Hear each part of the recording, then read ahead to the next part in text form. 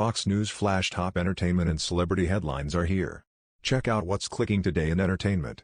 Burt Reynolds dared to bear, and deeply regretted it. The late actor famously became Cosmopolitan's first ever male centerfold in 1972 wearing a smirk on his face and nothing more as he laid on a bearskin rug with one of his hands strategically covering his private parts. The nude image became iconic and followed the star throughout his career. But it also undermined the respect he gained for his performance in Deliverance, which came out that same year. The Cosmopolitan issue quickly sold more than 1 million copies, turning Reynolds' life into a carnival. The centerfold appeared on T-shirts, underwear, and other merchandise. The obscene fan mail also rolled in. Burt Reynolds remains fined home at Hollywood Cemetery, more than 2 years after star's death. American actor Burt Reynolds as Beau Bandit Darville, in Smokey and the Bandit, 1977. Getty Images. He said it was the worst mistake he ever made in his entire life. John Winokur, co-author of the star's memoir titled But Enough About Me, recently told Closer Weekly. He believed even though Deliverance was very successful, the nude photo hurt everybody's chance of getting Academy Award recognition because it trivialized it, he shared. According to the outlet, it would be another quarter-century before Reynolds earned an Oscar nomination for 1997's Boogie Nights. One pal told the outlet that Reynolds yearned to be respected in Hollywood as a performer. He wanted to have it all. He wanted the fame and the respect. But only the fame came to him, Reynolds' friend told the outlet.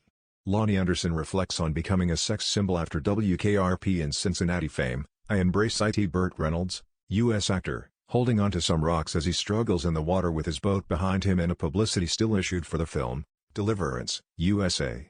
The 1972 thriller, directed by John Borman, starred Reynolds as Lewis Medlock, photo by Silver Screen Collection/Getty Images. The outlet noted that after a teacher put Reynolds in his first play, he was determined to be an actor and not a stuntman. He moved to New York for drama lessons and had Marilyn Monroe as a classmate.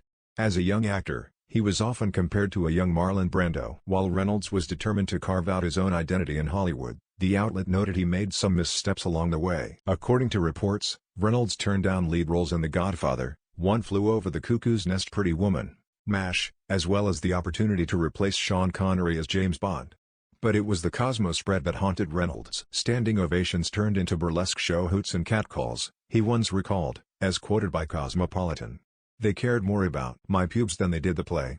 Click here to sign up for the entertainment newsletter. Burt Reynolds kept busy until his death in 2018 at age 82, Reuters. But Reynolds went on to enjoy a successful decades-long career as a performer. And he found solace not in Hollywood, but back home in Florida. My life is very peaceful. Not at all like Hollywood, he once told the outlet before his 2018 death at age 82. I am simply having a wonderful time being in my hometown. And Reynolds pursued acting until the end. Quentin Tarantino claimed that one of the final things that Reynolds did before suffering a heart attack was go through his script for his role as a blind ranch owner in the film Once Upon a Time in Hollywood with his assistant. Back in 2019, Reynolds' friend Gene Kennedy told Fox News that the actor was gearing up for an event in Las Vegas shortly before his death. Click here to get the Fox News app. Burt Reynolds previously opened up about his life and career in a memoir. Reuters, we were just in disbelief, Kennedy said at the time. I mean, he had just been to the doctor and got a clean bill of health. He was all set to go and no issues. He was also studying for the Quentin Tarantino movie that's coming out next month, and I know he was reading for that. He had just actually come to LA the month prior, also, to read with Brad Pitt on that movie as well. And he was very excited about being able to do that, Kennedy continued. So it really took us all by surprise. I mean, I heard it on the radio and got a phone call from the family almost immediately when it happened. It took us all by surprise, and I had to pull over for a minute. I was actually on the interstate driving when I heard it, and I had to pull over for a second. I was in disbelief at what I had just heard. We all knew Burt was older. We all have our ailments.